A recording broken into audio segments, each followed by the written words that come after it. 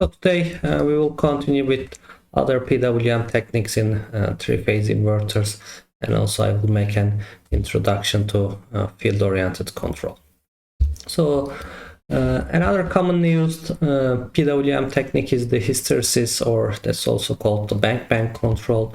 And actually you have seen it in the first semester. So the idea, it is like an on-off controller. So for example, here you have, I think, a buck converter, and you have a measurement from your output signal, and actually you have some sensitivity gap. For example, if you want to generate a 5 volts output, whenever the output goes over 5.1 volts, you turn off your switch, so you just comes into decaying, and whenever it comes below, for example, 4.9 volts, then you turn on your switch again. So it is like a hysteresis controller, and it allows you to generate some voltage within some limits. Of course, you can reduce or increase the sensitivity of your controller, and we will implement the same thing for three-phase inverter. Okay, so actually we just discussed that one. So for an inverter, what we need to do is just change the reference current. Okay, we can actually measure the current to a sinusoidal waveform instead of a constant reference. Okay, so once you have your reference current, okay, this is your, let's say, reference current, and you have some kind of hysteresis band around that one. Okay, so for example, it can be a percentage of your input. So whenever you are going above of that limit, you can apply a negative voltage, and whenever you are coming below of the lower band, then you can apply a positive voltage. And actually, when you just follow the instance where the transistors are turned on and off, you will see a really similar PWM generation that we have with the sinusoidal PWM. But there are a couple of fundamental differences. First, the switching frequency of that kind of PWM generation is not constant, depending on your output current and your reference. Okay, your switches are not turned on and off for specifically defined times, but whenever that current gets into higher and lower limits. Okay, so that can be okay for some applications, but actually it makes the filter design more difficult, because the switching frequency is changing. So you need to define a wider frequency if you want to get rid of those harmonics. And again, that kind of moving switching frequency can induce some sideband harmonics, but at the end of the day, it's simple, and it can be implemented easily with even the basics controllers, or you writing some embedded code yourself. So depending on your application, and if you are not that sensitive to switching frequency harmonics, it can be maybe the one of the easiest PWM generations in the implementation side. Okay, so if you have a look at a kind of real waveform, so that is your kind of, I don't know if you can see the dash lines. So dash lines defines your hysteresis band controller limits. Okay, so because of that, you always have that kind of high frequency ripple in your current. Okay, and actually if you just compare it with the PWMs, again you can see the duty cycles are increasing and decreasing, but you will have that kind of high frequency ripple. And again, you can try to reduce the hysteresis band, so you will be generating less, you are allowing a less error to your controller. But in this case, in order to have that kind of smaller ripple, you need to switch your transistor more often, so that will cause increased switching losses. Okay, So actually now we are getting into a new topic, and that will be the basis for the topics that I would like to discuss in the next video. So we will talk about the space vector, PWM, and third harmonic injection, that kind of things. But before getting into that one, I would like to make a short introduction to field-oriented control. And I know you learn these topics in your other courses as well.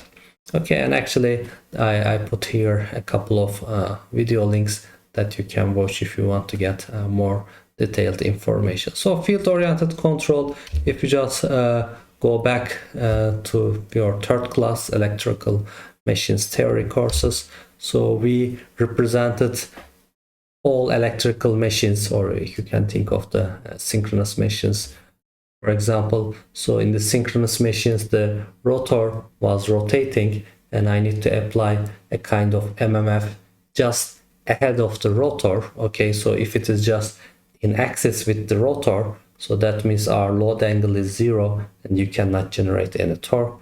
If I just move slightly, and if I don't move the MMF, the rotor will just rotate and lock to that position. So I need to rotate the MMF accordingly with the rotor position. So that was, similar to a donkey trying to catch the carrot. So you are controlling the distance between donkey and the carrot. So you want to generate some kind of sinusoidal input just with this. For example, if you want to have a load angle of 30 degrees, so you need to generate a sinusoidal output just with respect to rotor position, just ahead of that one, leading the rotor by 30 degrees. So at the end of the day, in order to generate that kind of sinusoids, you have the transistors up and down, and you need to turn on and off the specific transistors to generate those sinusoids. Then the question is, okay, if I have the sinusoid, if I have that kind of sinusoid, I can put it like that in a hysteresis controller, or I can apply it like a sinusoidal PWM generation. But how can I obtain that reference signal where maybe the frequency is changing, where maybe the amplitude is changing? So how can I define that, or to be more specific to that photo, how can I represent the exact position of the carrot in order to generate maximum force? So first I would like to give you some mathematical definitions. Then we will use those mathematical definitions, and probably you are using those things in the electrical machines control course. So let's start with two definitions. The first one is the Clarke transformation. The other one is the Park transformation, which you will hear quite often in the machine control papers or reference guides, or even in data sheets, that kind of things. So Clarke transformation is actually called alpha beta transformation, or ABC to alpha beta transformation. So it is found by Clarke. I think she was one of the first female electrical engineering professors in the world, and I think she was in MIT in that time. Okay, so the idea is, before getting into the mathematical relations, I would like to give you the brief idea. So we would like to transfer the three-phase waveforms, or three-phase phasors, to two orthogonal phase. Mathematically, that is what we do.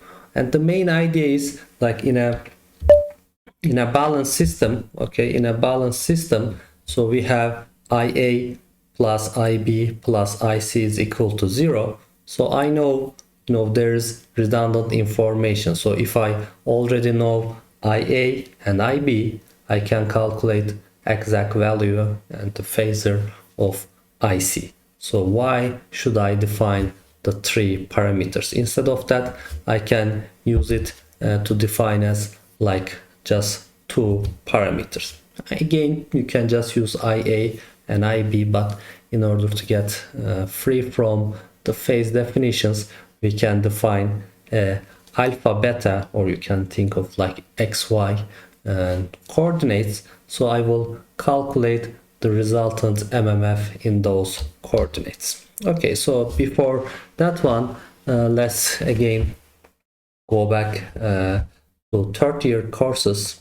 Okay, so that's really important to understand that figure. So that shows the sinusoidal distribution and phasors of a rotating MMF. So on the right hand side you see the real-time voltage, or it can be the current voltages of a three-phase electrical machine or a grid, whatever you call it. So the idea is, let's have a look at the red one, for example. So red one is not moving, so it is just going up and down at exactly the same place. And actually, if you look at the blue and the green sinusoids, they are not moving as well. They are all standing waves. Okay, so the interesting thing is their position is 120 shifted. So like in a winding placement of an electrical machine, and also there's a like 120 time difference between each other. Whenever that one is maximum, the other comes later on, so they are not going up and down exactly the same time. So that was the idea to generate a rotating MMF. And actually, if you just algebraically combine at all those points, okay, if you just get that point, that point, that point, and if you add them up, you get the black line. And the black sinusoid, if you have a look at that one, the amplitude is constant at 1.5, okay, and it is just a traveling wave. Its amplitude is not changing, it's not like the other ones, but it has a 1.5 magnitude, and it's just moving all along the way. And actually, if you represent the real-time signals as on the left, okay, so you can see the same characteristics here. So the red one actually is not changing direction because the coil itself is in one direction, so you can increase its magnitude, it can change polarity, but it will only create MMF in one direction. Okay, and same as for the blue one, which is the phase C, and same for the green one, it is phase B. Okay, it's just moving along their axis. However, if you add all that red one, blue one, and the green one together, here on the polar coordinates, you get the black phasor. And again, the amplitude of that black phasor is not changing. It is fixed at 1.5, and it is moving along the way. Okay, so once you have that understanding, so from mathematical, I think it will be easier to understand Clarke and Park transformation. So the Clarke transformation says, instead of representing all those three real-time signals or using in our calculations, and then instead of using all these three phasors, the red, blue, and the green ones, I can only use the black line. Then how can you represent the black line? Okay, how can you represent the black line? So the first thing by representing, I mean your controller needs to know the exact magnitude and the exact position of that black phasor. Then once you know that black phasor direction, okay, then you can work out what should be the phase A, phase B, phase C phasors. And once you know what are the phasors, then you can construct the real-time signals. So that is the real idea of the field-oriented control and those transformations that we are going to see. So in order to represent the black phasor, I can define an alpha axis, which is that one, okay, and I can define a beta axis, which is like the vertical one. So I can represent it like it's in a Cartesian coordinates, right? So the question is, in any points mathematically, how can I combine the IA, IB, IC into some kind of phasor? So that is what we use the Clarke transformation for. Okay, so the idea is, whenever you have for one instant you have the phasor here, right? Then you can define the alpha component, and then you can define the beta component. Okay, as it rotates, for example, if it comes to the beta axis, then I alpha will be 0, I beta will be maximum.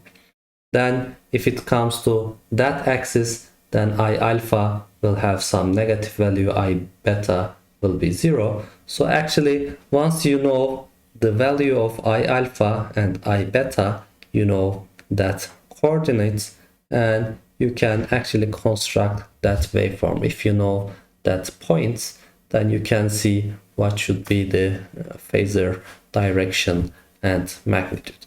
Then the question is okay, so I would like to get that position, but I don't have those signals at first. What do I have?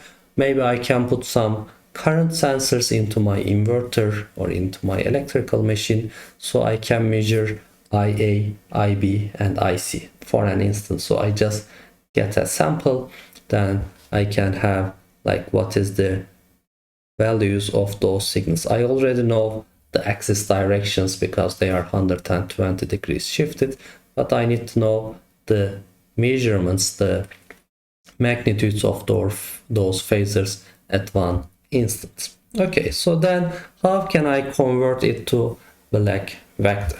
So the idea is, so for example, if you have IA component here, so this is your alpha component. At the end of the day, remember that black phasor is nothing but the addition of those phasors. So you can add at any time you can add these three vectors.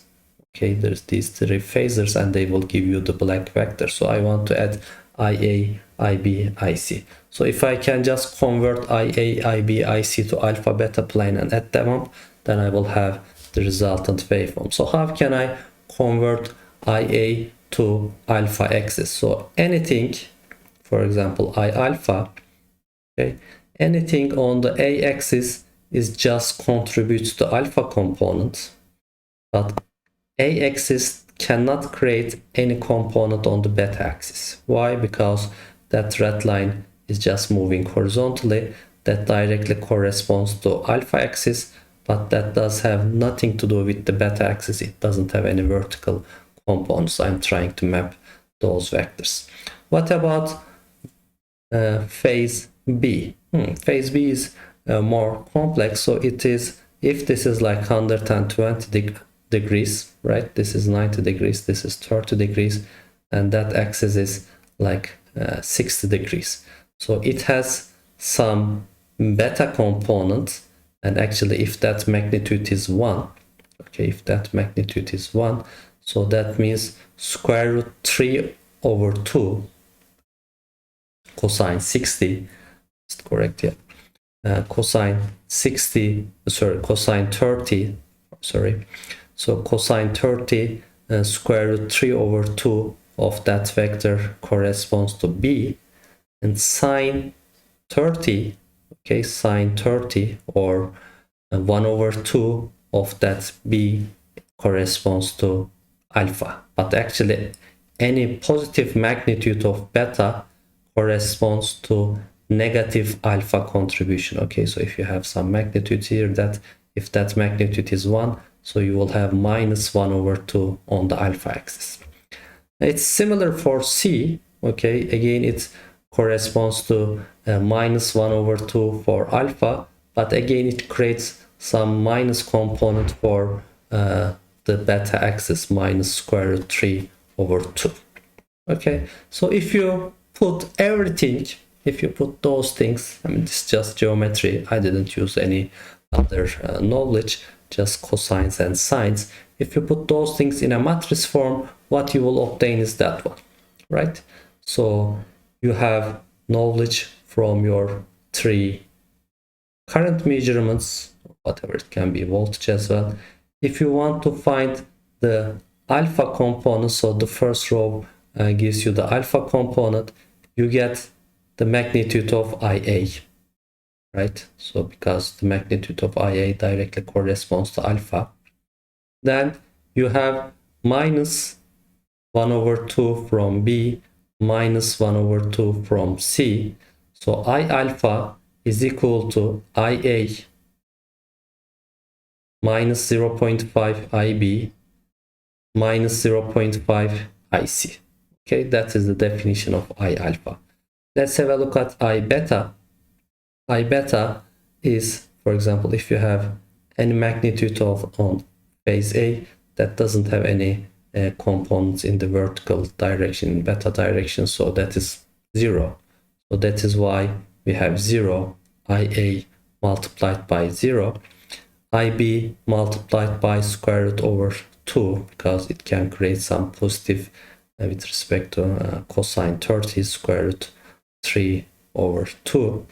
Phase C, on the other hand, is generating a minus square root 3 over 2, minus square root over 2, right? And what about the 2 over 3? So actually 2 over 3 is just to normalize our vectors. Again, I'm not getting into details, because normally if you really add them up, okay, if you really add them up, so you will have 1.5 magnitude. So I would like to normalize. If in that case, again, it doesn't have to be applied directly to electrical machines.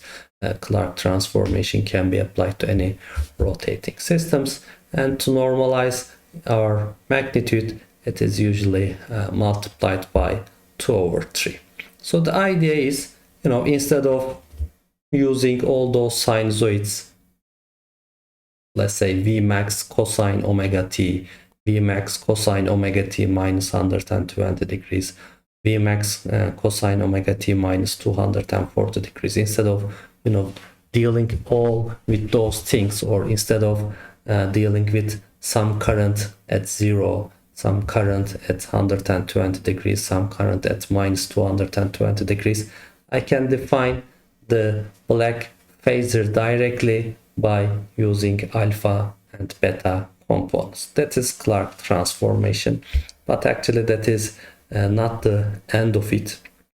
Then we need to apply another transformation that is called the Park transformation. Okay, before getting in the Park transformation, I would like to show you a video from the movie Interstellar. Okay, I mean, if you didn't watch it, I suggest you to watch it. Actually, it's quite an interesting sci-fi, and I think if you watched it already, probably you remember that scene. So that in that scene, somehow their spacecraft is damaged and that's getting out of the orbit. So they were in a separate spacecraft, and they would like to dock into, they would like to attach themselves to the main stations. Okay, so let's have a look at that one.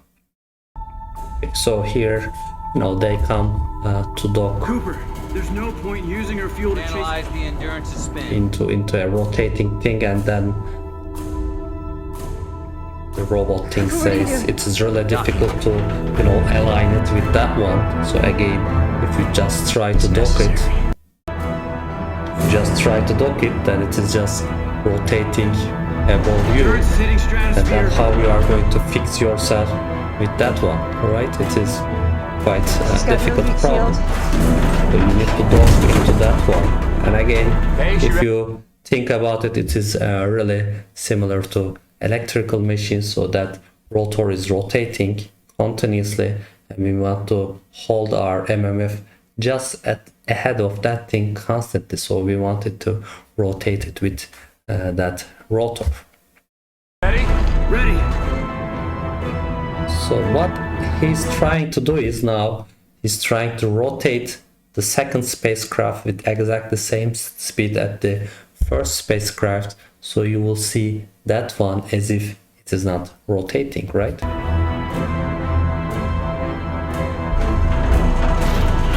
Cooper, This is no time for caution. Case, if I black out, you take a stick.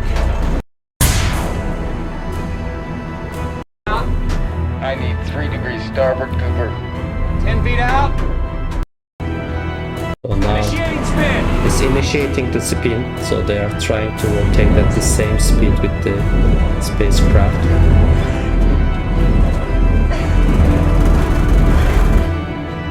Alright, so then it will come exactly at the speed. So now, with respect to your frame, okay, I think that view is nice. So with respect to your frame, so now that spacecraft is not rotating at all, but every other, planets and other things are rotating, yes, but you are aligned with respect to that spacecraft, so you are rotating at the synchronous speed with that. So now you are, with respect to that one, it seems like stationary, and it is kind of much easier for docking. Now they are rotating at the same speed. So now you can easily align yourself whenever you just go in that line. So there's a definition, because you are, to you it is as if it is not rotating. So then you can do the successful docking. Okay, so before getting into mathematical details, like Park transformation is exactly the same thing. Instead of just trying to deal, okay, if you want to define that vector, okay, the black vector, instead of just dealing with constant alpha beta values, because if you just look at the values of alpha beta, they will be just going up and down, increasing, coming into the negatives. But what you can say, actually we use in our daily language as well. If I just ask you to define that black vector, probably you will say it has a magnitude of 3.3/2, and it's rotating at that speed, and it just crossed 180 now. Then you can visualize that thing. You don't have to deal with any constant varying sinusoidal waveforms. Anyway, so the Park transformation is from you transfer yourself from stationary frame to a rotating frame, like as if the same way the Dr. Cooper rotated their spacecraft. And instead of dealing with sinusoid signals, you just use the magnitude and the rotational the position, let me say.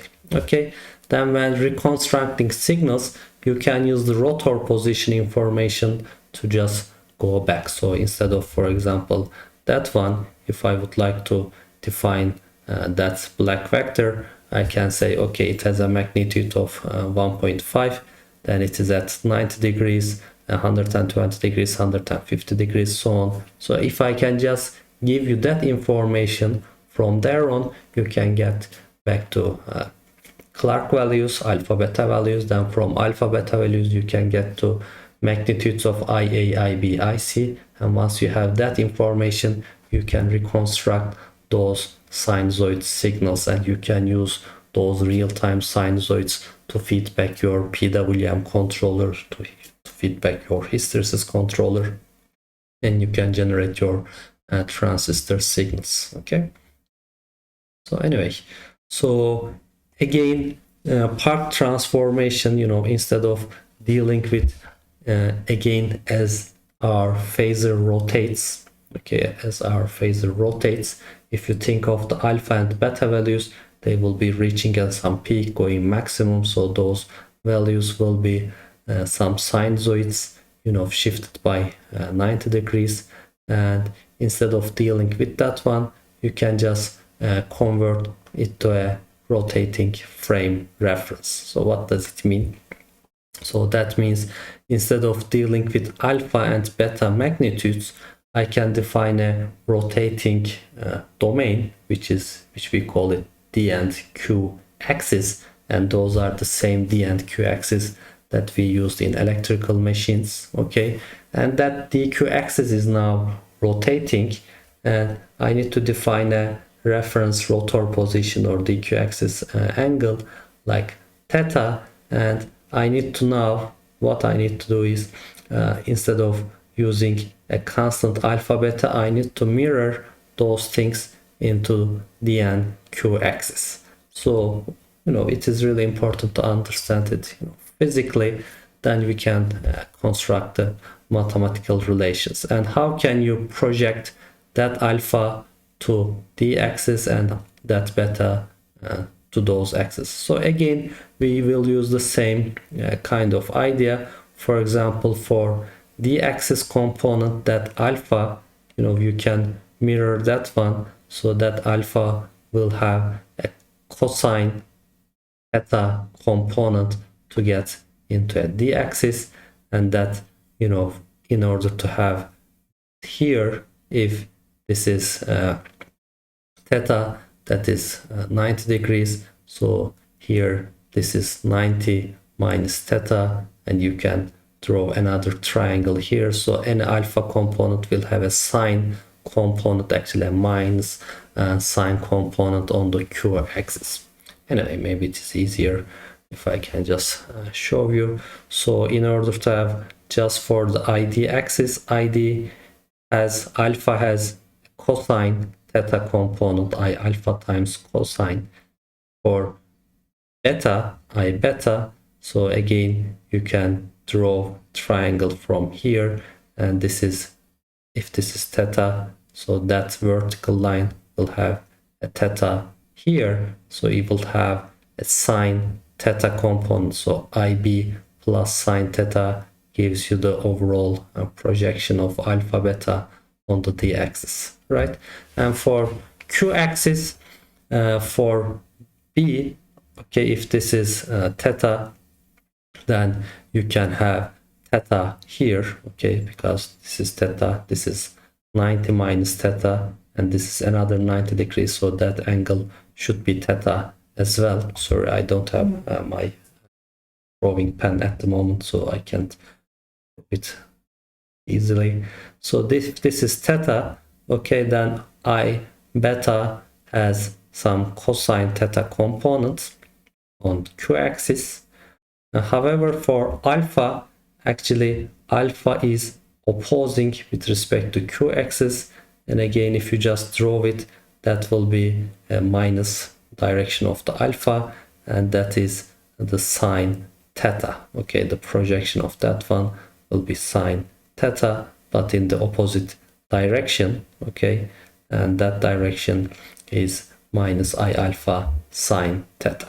Right, so probably you are quite confused, so let me show you those figures so it will be easier to understand. So first we start with three-phase reference frames, okay, IB, IA, IB, IC. Then we convert it to two-phase reference frames, alpha, beta.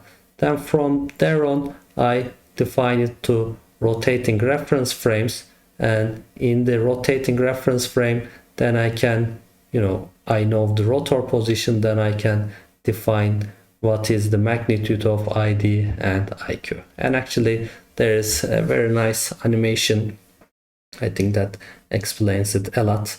So the first one is the real-time signal, so you have IA, IB, ICs, again the green ones, red ones, and the blue ones. Then in the second one you make the Clarke transformation, okay, and in the Clarke transformation you have the black vector. Actually you have the same black vector in all of them, right? I think now it's better. So it is all the same black vector, and on the right hand side you see, for example, here you see the alpha beta components, orange and the purple ones, and if you just draw those components, you will see they are going up and down, because if you just look at the alpha component, it reached the maximum, 0, negative maximum, and for beta, negative maximum, 0, and maximum. So if you just draw it in real time, so they just change it with time sinusoidally. Then you apply the Park transformation. Instead of just using alpha beta, I can say, okay, I have a frame that is rotating with the synchronous speed, and my vector is whatever my D and Q axis I would like to apply. My black vector is 35 degrees ahead of that one, and with that one you can get the projections ID. I mean, even though it is rotating, its magnitudes are not rotating. ID is constant, IQ is constant. Okay, so we fixed our spacecraft with the other one, so to us it's not rotating anymore, and I can represent the whole motion just using constant integers. And those things are really useful, because then once I have a constant reference values, I can feed them into a PID controller, or that kind of things. I can increase their magnitudes just using constant terms. So okay, and those ID and IQ terms are not chosen randomly. So again, you can remember it from the electrical machines that the d-axis component, d-axis flux, is actually creating some flux in the air gap, and actually q-axis component creates some torque or force in electrical machines. So you can adjust the position of or you can adjust the amount of d-axis currents and q-axis current, or you can adjust the distance to the distance of the carrot to the donkey, so you can control the amount of torque or current generated. Actually, it doesn't have to be only for electrical machines controllers. If you have a grid connected inverter, and if you want to control the amount of power sent to the grid, or maybe drawn from the grid, that is defined by IQ, and if you want to control the reactive power sent to the grid or drawn from the grid, then you can control the ID. So actually ID and IQ axes can be used even if there is no electrical machine, even if it is just electric grid. Okay, so inverse transforms, again, I don't want to get into the mathematical details, but inverse transforms are used to go back from Park and Clarke to the real-time signals. So you don't have to make calculations just in one direction, but you want to go back as well. Okay, so you have the inverse Park and inverse Clarke transforms, and inverse Park transforms, you define your vectors from rotating frame to the stationary frame, and I alpha in this case can be represented as ID cosine theta minus IQ sine theta. So again, I'm not defining those things, but now if you have those two vectors, ID and IQ, what should be the I beta component? So you can define the projections over the b-axis to calculate IB backwards. So okay, I have that one, and for I beta you have IQ cosine theta and ID sine theta. It's directly coming from geometry, nothing more. And then for inverse Clarke transform, then once you have the alpha beta, again you want to construct the IA, IB, IC components. So I alpha is equal to IA, IB is equal to minus 1 over 2 I alpha, blah blah blah. They are all again coming from geometry, cosine 30s, sine 30s, nothing more. And again, it is really important to understand the whole process, or why we are doing that. And I think it will not be clear until you make the joint assignment project with 462 and this course, where you are going to build a controller for electrical machines. So you have the Clarke, you have the real-time measurements, current measurements, or another three-phase measurements, right? Then you want to generate, you want to control the power, you want to control the torque, you want to control the reactive power.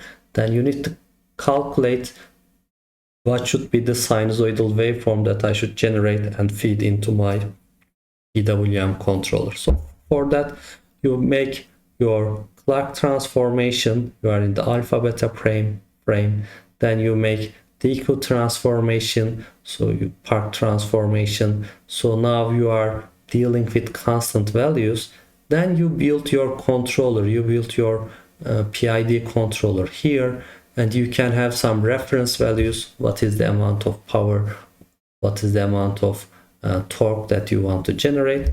Then you compare these two just using conventional PID controllers. You compare it, then you generate a reference DQ currents, then you apply inverse Park transform, then you apply inverse Clarke transform, then you compare that one or that one with your PWM signals. It can be hysteresis controller, it can be sinusoidal PWM, or it can be space vector PWM, as we will see in the next video. So you just turn on and off your switch at the correct instance.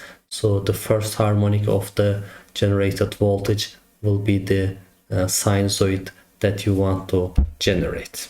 Okay, so that is, you know, conventional classical vector control diagram. Like it's the same thing what we have seen here. So that is your motor. So normally they just use current measurements from two sensors, because, you know, once you know that one, and if there is no neutral connection, the second one will be all three will be zero. So you can calculate the phase C current. So you have IA, IB measurements and the calculated IC values. Then you apply Clarke transformation, then you make Park transformation. Then here, this is your PI controllers. Then you have some VD reference and VQ reference. Then you apply inverse Park, and then from inverse Park you can apply inverse Clarke to apply sinusoidal PWM, or as we will see in the next video, from inverse Park you can directly use that information for space vector PWM generation. Okay, again, that's the same theory, and I don't want to get into details for now. You will see, you know, that kind of assignment your next simulation project. So normally, you know, that is the summary. So you can control ID and IQ separately, and instead of, you know, running ahead of the carrot, now you sit on the donkey. Okay, so instead of running ahead of the donkey just to adjust your distance with respect to donkey, you can just sit on top of the donkey. So you make your Park transformation. So once you change the distance or height, whatever, then you can control exact dimension, even if the donkey is moving at random speeds, even if it is moving at sinusoidal speeds. Okay, so probably it is not clear at that stage, so I advise you to have a look at those links and try to watch a couple of more videos or read a couple of application notes. Okay, thank you.